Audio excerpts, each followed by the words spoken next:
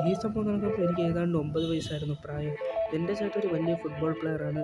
അങ്ങനെ എല്ലാ മാച്ചുള്ള ദിവസം ഞാൻ എൻ്റെ അച്ഛനമ്മയുടെ കൂടെ പോകുമായിരുന്നു എൻ്റെ ചേട്ടൻ്റെ മാച്ച് കാണാൻ.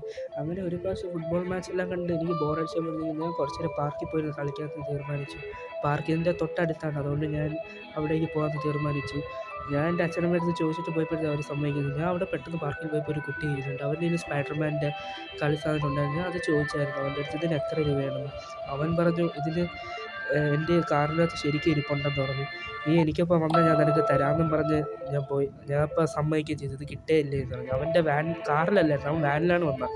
ആ വാനിൻ്റെ അടുത്ത് ഞാൻ പോയപ്പോഴത്തേക്കും ആ ഡ്രൈവർ കാറിനകത്തിരിക്കുന്നത് അത് അവൻ്റെ അച്ഛനാണെന്നാണ് തോന്നുന്നത്.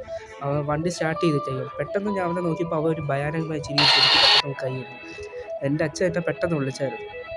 ഞാൻ പെട്ടെന്ന് നോക്കിയപ്പോഴത്തേക്കും ഇവനെ ദേഷ്യത്തിൽ പിടിച്ച് തള്ളിയിട്ടിട്ട് ഇവൻ്റെ ആൾക്കാർ ആ വാനും എടുത്തുകൊണ്ട് പൊക്കുകയും ചെയ്തു.